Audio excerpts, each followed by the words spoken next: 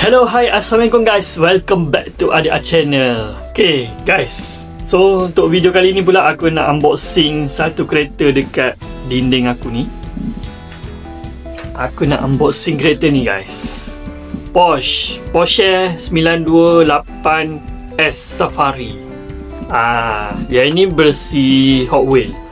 So itu aku dah pernah unboxing bersih Matchbox punya. So yang ini yang ini Matchbox punya. Okay, so untuk hari ni aku nak try buka yang Hot Wheel punya. Yang ini aku tak ingat aku beli kat mana, aku dapat kat mana, lupa lah guys. Korang kalau nak tengok, korang tengok dekat video-video lama aku lah. Alright, so ni dia. Yang ni bersih Hot Wheel, ni bersih Matchbox. Dia lebih kurang je, cumanya yang ini macam tinggi sikit. Matchbox punya tinggi sikit, tayar dia besar kan. So jom kita unboxing sama-sama. Alright, okay guys, so jom kita nak buka kereta Porsche ni 928S Safari. Okay, belakang ni aku, dia punya ni aku lekat dekat dinding. Dah lama dah. Dia punya tema baja blazer.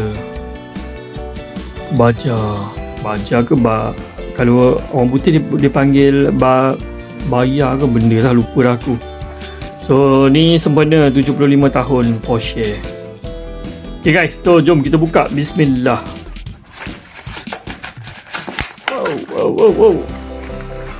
Aku suka betul bab mengoyak ni. Okay, jom kita tengok bahagian tepi dia guys. Sparko 75.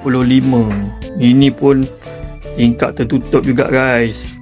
Ini detail lah dia punya ni.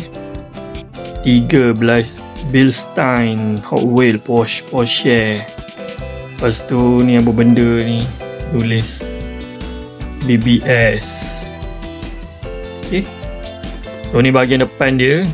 Boleh nampak dia punya beli banyak lampu, ada 4, 5, 6. 6 lampu. Depan dia tak detail sangat. Ni bahagian atas dia, adalah benda-benda di bawah ni, atas bumbung ni. Ada tayar spare guys belakang. Ada tayar spare. Okay, ni bahagian belakang dia pun tak detail sangat. Okay, biasa je. So kereta ni casting tahun 2023 guys. Okay, jom kita pergi letak dekat rak Hot Wheel. Okay guys, kita pergi letak dekat sini ke sini. Tak boleh buka lah, sepatutnya dia rapat lah kan. Kalau kita letak dulu. Okay, kita jumpa lagi dekat next video. Jangan lupa untuk klik butang subscribe. Assalamualaikum, bye.